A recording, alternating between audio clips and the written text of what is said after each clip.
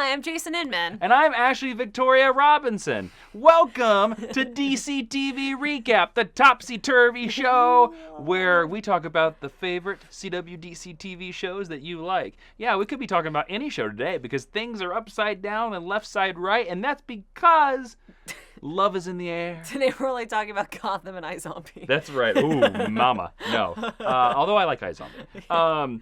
So before we get into your questions that we asked you for last week, I just want a quick reminder that Jupiter Jet, our comic book, issue 3 from Action Lab, comes out today. It's at your local comic book store, or you can find it online digitally through Amazon and Comixology. Everyone asks us that. You can find it online through Comixology or Amazon. Everyone knows of Amazon. Go check it out. What happens in issue 3? Well, we reveal how Jupiter Jet survives her fall, and Praetor Pluto is closing the net in around Yes, her. the villain of our series. Plus cats. Yeah. So far, the series has been getting above 8.0s and out of 10s from IGN, and IGN is a name that you can trust in comic books and video games, so just, if you don't like it, blame them. Okay. Also, this weekend, we will be at the Kansas City Comic-Con, Planet Comic-Con. We will be doing a live geek history lesson on Sunday, and I will be hosting a whole series of panels, including one with Kevin Conroy, the voice of Batman. Plus, you can find us at our table. It'll be blinking on screen right now, 428. We'll be there all weekend. Please come by, say hi, buy some cool Jupiter Jet swag, and just say hi to us. Yeah. All right, let's get into these questions. Enough jibba jabba. All right, Brandon Holmes asks, what 90s, early 2000s event do you think they should use for the crossover next season? Ashley, I'm going to go first. Okay. Or Jason, I'm going to go first. That's right, Ashley. I have had an idea for the next crossover that I think is really good. And because the one thing you have to think about with these crossovers are, how do we make them different? Okay? We first did them where it's just a crossover with Arrow and Flash, and they sort of fought each other, right? Okay, cool. The second crossover was we're all setting up the next show, and we're fighting Vandal Savage. Cool. The next one was an alien invasion. Then finally we got evil doppelgangers. And if you remember last year, I called the evil doppelgangers in a DCTV. This year I'm going a little crazy because I'm trying to think about what is something that we could do differently that would still cross over the shows, still be epic, but be amazing. My pick is Blackest Night. Ooh. Now, I know a lot of you out there are like, that's insane. You're a moron. Well, go type that in the comments and whatever and enjoy your life because you're an evil meanie. And I'm not going to read it. But if you are, will take a second with me. I think Blackest Night would be an interesting crossover because you limit it to 4 black rings. Because in Blackest Night, the idea was that these black rings came from nowhere and they resurrected dead people. Ted Cord! Yes, that happened. There is no Ted Cord in this verse, so that won't happen. But what is something that the Arrowverse has plenty of? Dead people. Dead people. Tommy! So let's resurrect some of our favorite dead characters. Let's bring back Tommy Merlin. Tommy! Let's bring back Malcolm Merlin. Oh, how about Moira Queen? Let's bring back Moira Queen. There's lots of possibilities here. We could bring back the original Captain Cold. Ooh. We could bring back Robert Queen, which would be very interesting. We could bring back the original Laurel. We could bring back Barry's mom, and she could read him another story about dinosaurs. We could bring back Eobard Thawne, or a version of Eobard Thawne. Less excitingly, we could bring back Eddie Thawne. We could bring back Hunter Zolomon. Oh, yeah. Even though he's the Black Flash, we could bring him back. We could bring back Henry Allen. We could bring back Barry's mom. There's plenty of options to bring back. Pick 4 or 5 of them. They are the characters that get resurrected. These black rings give them powers so that suddenly, but they're also evil. Yeah. So, of course, you get the scene where Oliver is against Tommy. He's like, Tommy, what's wrong with you? Or against Moira or his dad. I think the most interesting pick would be Robert. Yeah. Go with his dad because we really haven't experienced him that much. And then, through the course of this series, we meet a new character. And that new character I would pick would be Hal Jordan. Now, you could pick any of the Green Lanterns. It could be Kyle Rayner, could be John Stewart, it could be Guy Gardner, it could be Hal Jordan. I'm just going to go Guy Gardner. Or I'm going to go with Hal Jordan because we've seen his jacket and Arrow before. Yeah. So, there's an idea that he's out there in this world. Somewhere during the crossover, he dies. And he gets the black ring, but he goes evil for an episode, but then the next episode, his willpower turns it green, and he becomes the first Green Lantern of this universe. He teams up with the heroes. They destroy the Black Rings. The people go back to being dead, and then for some reason Hal is called off into space. Something about his ring is calling him into space, and that's your crossover. That's how you do Blackest Night in the Arrowverse crossover. It would show us something different. It would be big. It would be epic, and it would introduce Green Lantern into this universe. What do you think? I don't have as epic a pitch as that. Sure. I would really like to see, and I'll keep saying it until it happens because it'll never happen. I think No Man's Land is one of the greatest events that we've ever had from DC, and I think you could do a version of it with the 4, I guess maybe 5 DCTV shows, but you would have to contrive it in such a way that they were all in one city, or maybe they're on a different Earth. And instead of... Would you make it Star City, or have we punished Star City too much? I would not make it Star City of Earth 1. I would make it Star City of another Earth. Okay. That they're all called over there to do something. And then they get trapped there and things break down because in the Batman event, there are different gangs and different clans, Yes. and they claim different territories. The way I would break it down is there'd be a Flash gang, an Arrow gang, a Supergirl gang, and a Legends gang. And then how they would become disparate and how they would have to come back together to defeat. Do you know who your big villain would be? No. That would cause the No Man's Land? No. Because No Man's Land is caused by An earthquake. Yeah, an accident. Yeah, but in Dark Knight Rises it was Bane. Yeah. I mean, sort of. Yeah. Just do Bane. Sure, do Bane, but do Green Arrow's fought Bane before. Do like Mexican, luchador Hispanic Bane. Do Hispanic Bane. Yeah, do like Bane, not like Bane. Yeah. That's my answer. All right, cool. The next question is Andy C. Hey, awesomeness of people from DCTV Recap. Hey, Andy C. Question. When eventually some of the shows get to their ends, which new shows would you want to see next? I would love to have a new try of Birds of Prey. You know what, Andy C? I'm going to take your answer because I do think Birds of Prey could really work in this universe, especially because I think Felicity... Pluck her out of Arrow, have her be the Oracle. Let's take a Dinah Lance with her. There's our Black Canary. Probably introduce a new Huntress, is what I'm going to say. Yeah, because Huntress... Let's introduce a different Huntress. Make her the new Huntress. Sure. So you can have a little more diversity on the team. And then maybe we get Lady Blackhawk or Black Bat. Or Black Bat. We introduce a Cassandra Cain. I think that would be a really powerful show. Or even introduce Artemis, who is an Amazon, because we've seen Themyscira in, and then that way you sort of have a Wonder Woman tie without having Wonder Woman on the show. That would be my pitch, would be Birds of Prey. How about you? I would love to see an Amazons-centric show that is... Would you just call it Amazon? I would just call it Amazons, that is sort of like the training academy there, where you see how they come up in the world, and that way you can mention Antiope, Hippolyta, Diana, but maybe not have to see them. So is it set on Themyscira? Yes. Okay. Or it's set on Themyscira, but probably on a different part of it. Like not sort of in that main city. Like maybe there's a temple somewhere where they go to train or something like that. Alternately, I have 2 school ideas. I would love to see like a Legion training program. You love the schools. I do. We don't get a lot of that. We don't get a lot of young people done well. Legion would be a great spinoff show. And I think you could spin Legion off basically with Supergirl or with any of the 3 Legionnaires that we have already. Yep. If you could get any of them to come on as a teacher, I would love to see them facilitate like a new generation of Legionnaires. And the only reason that I also pitch school for a Legion show is that way you can have like 5 standing sets and shoot it kind of cheap. Sure. Instead of having to go out into space Look, all the the time. Brainiac 5 actor's not doing anything else. He'll come for the show. He'll be the lead, right? Hey, Jesse, he watches the show. Jesse Rath, you're great. You're on contract, right? Yep. See, he just said yes. Great. Confirmed. Report that on comicbook.com. Principal Brainiac 5.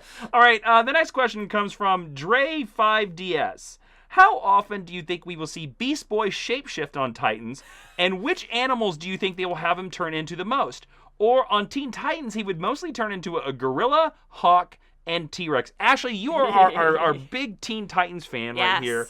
How often do you think we'll see him shapeshift? Let's answer that question first. Like once an episode. I think the shapeshifting is going to be very similar to the original Teen Titans cartoon from the early aughts. He shapeshifts about once an episode, maybe twice if it's for a gag. And it'll be like the same 3 animals. It's usually a gorilla, a hawk, a rhino, right? A rhino, a T-Rex, or was a hawk or a raven. Yeah, he has 4 or 5 forms that he uses, and I think it'll be pretty a pterodactyl, because that's what he is in the opening credits. I think it'll be very similar to that, and that's just a production concern. Yeah. You make 5 stocks, and then you build your jokes and your characters around it. Nice. It's the same thing like with Odo. I mean, Odo in Deep Space Nine didn't shapeshift very often. Not every episode. No. But it's that same kind of concern. We have better technology now, Yeah. which would facilitate it happening more often. But I think that if it were me and I were doing this show, because Cyborg is not a member of this show, we don't have a tech person. So even though Gar is not necessarily one of the smarter characters, Make him the hacker guy? I would make him the hacker guy so that we can like have Win. we can have him doing things and being funny hacker guy without having to have him transform into like a mouse every episode. I agree with you. I think it will be limited to once an episode, or I bet some episodes he won't shapeshift at all to save budget for other episodes. Once an episode max, and he's gonna wear, like in X-Men Evolution, like Kurt did, he's gonna wear a watch or something so that he can have a human skin. Yep. He won't be green the whole time. Yeah, well, because I think it'll be very similar to Martian Manhunter. Yes, yeah. Where how often you see him turn into his Martian form. It's not very often. Yeah. And some episodes we don't see it at all. So I think that's going to be very similar for Beast Boy. Yeah. Bruce Wayne, you're not the real Bruce Wayne because you have a picture of the Flash in your comment. If you... But that's how you know he's not Batman. That's how I know. If he had Batman, I would be like, it's real Bruce Wayne. Bruce Wayne says, if you could only have, this is a tough question, one of the DC TV shows get renewed and survive next season, which one would you pick and why? It's not a hard question. This is a Sophie's choice of a question. No, it's not. There's 5 shows. Yeah. Which show survives? Oh, it's so easy. It's Black Lightning. Okay. Easy. Like, to me, there's no choice there, and I'll tell you why. Black Lightning is the newest show. Black Lightning has the most potential. It has the most untapped stories. Also because it's the least tied to the original Arrowverse, as far as we know at this exact point when we were making this video. So there's the most potential for the world to expand in a different, exciting way than we've seen before. And also, frankly, it's the best one. Yep. So for me, it's Black Lightning. If Arrow and all the rest of them go, there's been a lot of good in all of them, even the most problematic shows. Yeah, and they've all gotten 3 seasons. They've all got 3 seasons. Yep, at least. That's solid. I'd be bummed, but I wouldn't be crushed. If Black Lightning got canceled after this season, I'd be crushed. I agree 100% with you. It is Black Lightning because that is a very fair point where every other show has gotten at least 3 seasons, and they've all had great, fantastic moments in that series. So if they all ended, it would suck, but you'd be like, okay, we at least got 3 good seasons. All right, because of that, let's take Black Lightning out of the equation. Okay, yeah. It's the other. It's Supergirl, Flash, Arrow, and Legends. What's the one that survives? See, that is tougher. That's tougher. Because to me, there's 2 that it goes between. I think I would Let's see your process. What are the 2? For me, it's either got to be Arrow or Legends. Interesting. And Arrow and Legends do things very differently. And they do things for me that are different. Arrow gives me... I love sad. That's why I like the Batman characters. Yep. And Arrow gives me that gravitas that I want, while also giving me the superhero drama and really freaking cool fights. Legends gives me all the comic book nonsense that I love, but also sometimes make me want to hit my head against the wall. Yeah, Ashley, you really hate Legends sometimes. Sometimes I do, but sometimes I really love it. Yeah. Like when Legends is good, it's the best. And when it has Hawk people, it's the damn worst. Nothing is worse than the Hawk people. If somebody out there makes custom action figures and they want to take a Jax Firestorm and make it into a bird person, don't do that. Send it to us to unbox. Don't. Send it to the P.O. Box. Don't. I would love you forever. Don't you do it. Don't. Don't you do it. I will ban you with my eyes. No, you can do that. Go ahead. We have a P.O. box. We're flashing it right now. Hopefully I remember it. Hopefully I remember to edit that in. If I don't, it's in the description. I just think it would be so funny. Which one? I'd probably come down on Arrow just because Arrow has consistently been my favorite. So if I'm going to be selfish and apropos of nothing make a decision, I'm going to say Arrow. How about you? Yeah, it is tough. If you're only going between Supergirl and Flash, I'll go through my process a little bit. Okay. I'm sorry. If we don't have another season of Supergirl, I'm fine. Will I miss Melissa Benoist as one of the best cast characters, superhero characters of all time? Yes, but Supergirl has been so up and down this season. So I think it's been up and down its whole run. yes, unfortunately, its best season was the second season. Yeah. But even then, it has some very it still can't find its tone. Yeah. In its third season, it can't find its tone. Yeah. So Supergirl's the one that goes away immediately. Man, you know, I love Legends of Tomorrow to death. I really do, and I think it's a fantastic show. But I think if it went away, I don't know if I would miss it. Mm-hmm. And also, I've always felt that Legends was never going to have as long of a run as the other shows. I would agree with that. that. So Legends is the other show that I say goodbye to. So to me, it comes down between The Flash and Arrow. Now, the question I ask is, what do I think those shows would do in their next season? Mm-hmm. So what would Arrow do in its 7th season, and what do I think Flash is going to do in its 5th season? Quite honestly, I think Flash is going to give us another speedster. I agree with you. Because I think that they're going to think that, oh, we gave you a season off, here's another speedster. Mm-hmm. Arrow, I don't know what we're going to do next season. And that's kind of exciting to me a little bit. I also have a crazy theory about what I think Arrow's going to do next season. I don't want to give it away here because I think we're going to do it in a future video. Yes. But it really ties into one of Green Arrow's most famous storylines. Cool. And I think that everything they're doing with Richard Dragon is setting us up for this storyline. And that's very exciting to me. I know what it is. I have told Ashley my theory before. Humble brag, hashtag. But there's another thing to talk about here, because the two shows I picked are the shows that are the most consistent with their tone. Yes. It's Flash and Arrow. You know what you're getting. Even with Legends, you don't know whether you're going to get a comedic episode or a horror episode or a comedy episode. Yeah. But Flash, you know what you're going to get. Arrow, you know like what you're going to get. 99% of the time, yes. Like 90% of the time. Flash will go between drama and comedy. But with Arrow, you know you're getting a drama with a lot of melodrama, a lot of angst, and people are getting punched in the face. And sometimes that's all I need. I think I'm going to pick Arrow. Ooh. Dun, dun, dun, dun, dun, dun, dun, dun. With this caveat. And the caveat is I pick Arrow if it is Arrow's final season. Because That's fair. I think that there could be some great symbolism, because I am a big believer that no television show should go beyond 7 seasons. I think Strap in, we're getting 15 seasons of Flash. I think 5 to 7 is like the perfect number for a television show. Because I agree with you. Breaking Bad knocked it out of the park with 5, but Star Trek Deep Space Nine gave us a great 7 seasons, and some of the other Star Trek shows did. Mm-hmm. So there's a nice sweet spot somewhere between 5 to 7, and I think it varies on different shows. Like Lost ended with 6, Battlestar Galactica ended with 4, 5 you count the second half. Leftovers is 3. Leftovers is 3. But I think 5 to 7. So if Arrow could knock us out of the park, bring the DC television universe to a close with its great 7th season, we begin with Arrow, we end with Arrow, I would go with Arrow. Nice. But that was a great question, not Bruce Wayne.